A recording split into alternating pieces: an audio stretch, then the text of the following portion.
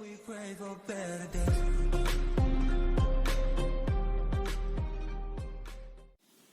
Good morning students. आज इस class में हम सेट से रिलेटेड वर्ड प्रॉब्लम डिस्कस करेंगे और इस वर्ड प्रॉब्लम को हम वेन डायग्राम के थ्रू सॉल्व करेंगे। जैसे कि आपके पास क्वेश्चन है, एक क्लास है 175 स्टूडेंट, यानी जो क्लास है उसमें टोटल स्टूडेंट है 175। The following data shows the number of student obtain one और मोर सब्जेक्ट। जैसे कि जो स्टूडेंट्स हैं उन्होंने एक और एक से ज्यादा सब्जेक्ट लिए हैं।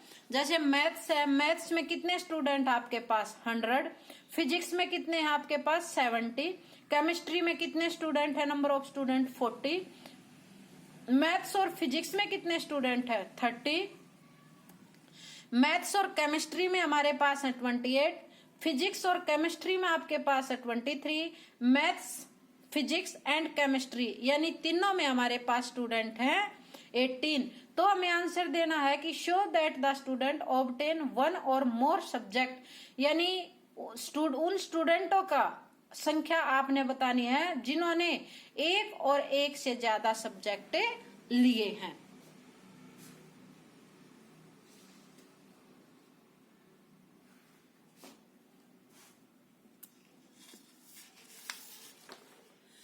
और नेक्स्ट इसी में आपके पास नेक्स्ट आएगा, how many student have offered mathematics only, जिन्होंने केवल मैथ्स लिया है।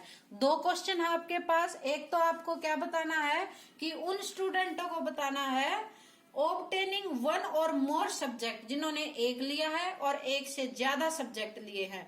और उसके बाद आपको दिस का आंसर देना है, how many student have offered mathematics only, यानी जिनके पास सिर्फ मैथ्स है।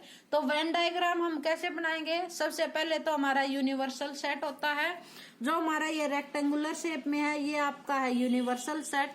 और यूनिवर्सल सेट में जो टोटल आपके पास है वो कितने हैं 175। उसमें हमारे पास मैथ्स वाले, फिजिक्स और केमिस्ट्री तीनों सब्जेक्ट हैं। तो मैथ्स, फिजिक्स और केमिस्ट्री तीनों हमने ड्रॉ किया। ड्रॉ करने के बाद हम सेंटर से अपने वेन डायग्राम को फिल करते हैं, यानी सबसे पहले वो पॉइंट कंसीडर करेंगे जो तीनों में कॉमन है। तो तीनों जिनके पास मैथ, फिजिक्स और केमिस्ट्री है वो हमारे पास कितने स्टूडेंट थे 18 फिल किया। 18 फिल करने के बाद मैथ्स और फिजिक्स में कितने हैं? मैथ्स और फिजिक्स में मेरे पास थे 30 स्टूडेंट।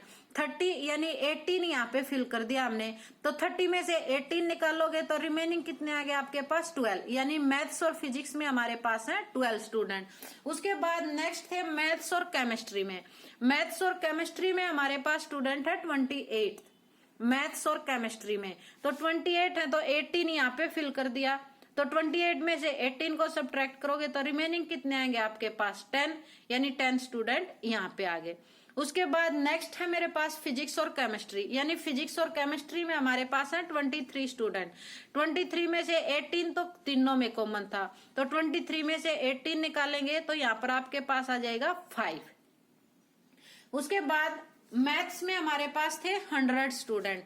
मैथ्स में 100 से 18 और 20 30 और 10 40, 100 में से 40 निकालेंगे तो यहाँ पर आ जाएगा 60। फिजिक्स में हमारे पास है 70, तो यहाँ पर हमारे पास आ गए 18 और 12 30 और 5 35, तो 70 में से 35 निकालोगे तो फिजिक्स में, ओनली फिजिक्स में आपके पास आ गए 35। उसके बाद हमारे पास केमिस्ट्री में मेरे पास कितने स्टूडेंट थे 40 में से 18 और 10 28 और 5 को ऐड किया तो हमारे पास कितने आ गए 33। तो 40 में से 33 को निकालेंगे तो केमिस्ट्री में, ओनली केमिस्ट्री में हमारे पास आ गए 7 स्टूडेंट। तो आपको आंसर क्या देना था? आपको एक तो इस क्वेश्चन का आंसर देना है, how many student have offered mathematics only, यानी जिनके पास सिर्फ मैथ्स है वो कितने स्टूडेंट है। तो कितने आए आपके पास 60, यानी ओनली मैथ्स वाले स्टूडेंट आपके पास जो आएंगे वो कितने हैं 60 हैं। नेक्स्ट हमारे पास क्वेश्चन था, show the number of student obtain one और मोर सब्जेक्ट। यानी जिसके पास एक और एक से ज्यादा सब्जेक्ट है उन स्टूडेंटों की संख्या बताओ। तो हम इन सभी का पहले टोटल करेंगे, क्योंकि एक वाले भी है इसमें, दो वाले भी हैं और तीन वाले भी हैं। तो जैसे कि ये हमारे पास 60 और ये आपके पास है 40 और 60 100 और 35 135 और ये 5 140 और 140 के बाद 7 147। तो टोटल आपके पास कितने स्टूडेंट थे यहाँ पर? टोटल हमारे पास जो स्टूडेंट थे वो थे 175 और 175 में से जिनके पास 1 और 1 से मोर सब्जेक्ट है 1 है 47। 147 इतने स्टूडेंट हैं अपने पास जिनके पास एक सब्जेक्ट है और एक से ज्यादा भी सब्जेक्ट है। तो इसमें से इसको सब्ट्रैक्ट करेंगे तो यहाँ पर क्या आएगा अपने पास? 15 में से 7 निकाल दिए 8 और यहाँ पर आ गया मेरे पास 6 में से 4 निकालेंगे, ये आ जाएगा आपके पास 2। यानी 28 स्टूडेंट ऐसे हैं। 140 तो ऐसे हैं जिनके पास क्या है? 1 और more subject,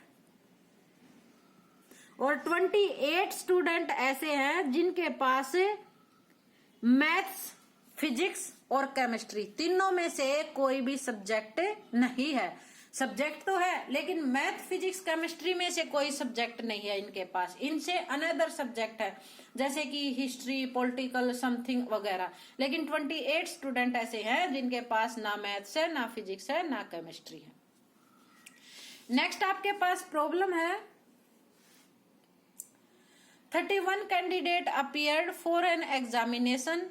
15 passed in English, 15 passed in Hindi, 20 passed in Sanskrit, 3 passed only in English, 4 passed in Hindi, 7 passed only in Sanskrit, 2 all of the 3 subject. How many student passed only in 2 subject? वो student बताओ जो केवल आपके पास 2 subject में पास हैं।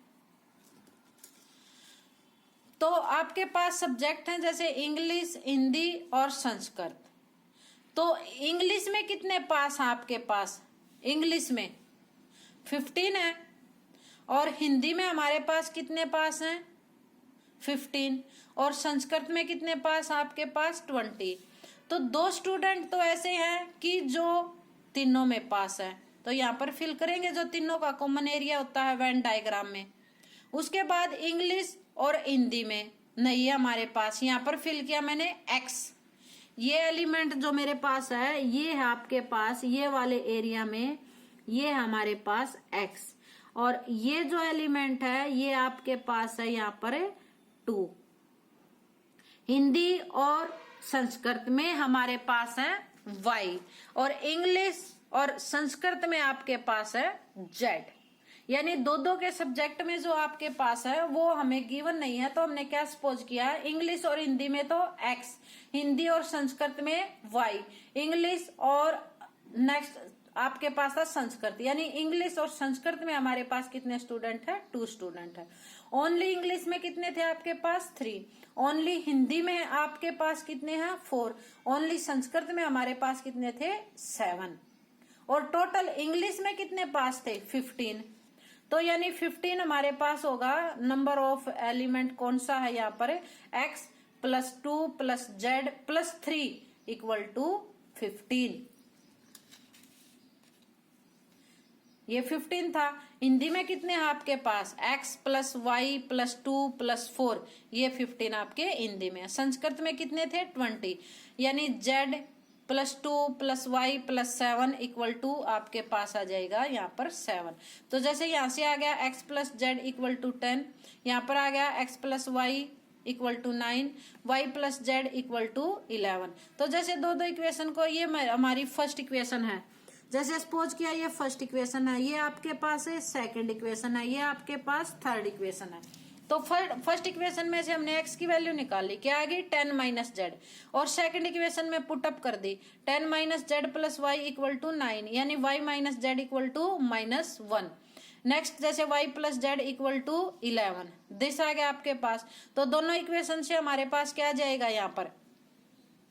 y equal to 10/2 यानी y की value 5, y की वैल्यू दिस इक्वेशन में पुट की, z की वैल्यू क्या आ गई आपके पास 6, y की वैल्यू आ गई, z की वैल्यू आ गई, z की वैल्यू यहाँ पर पुटअप करेंगे तो x की वैल्यू क्या आएगी, x की वैल्यू 4 आएगी, और x plus y plus z की वैल्यू जैसे यहाँ पर पुटअप की तो x की वैल्यू मेरे पास आ गई 4, x की वैल्यू 4 आने के बाद हमें क्या निकालना था, क्वेश्चन आपके पास क्या था, how many student passed only in 2 subject, यानी 2 सब्जेक्ट में इंग्लिश और हिंदी में कितने थे x, हिंदी और संस्कृत में कितने हैं y, और इंग्लिश और संस्कृत में हमारे पास है z, यानी x plus y plus z निकालना हमें, तो x plus y plus Z equal to क्या होगा आपके पास 4 + 5 + 6 यानी 15, यानी 15 स्टूडेंट आपके पास ऐसे हैं कि जिनके पास 2 सब्जेक्ट हैं, यानी किसी के पास इंग्लिश हिंदी है, किसी के पास हिंदी संस्कृत है, या फिर किसी के पास इंग्लिश और संस्कृत है।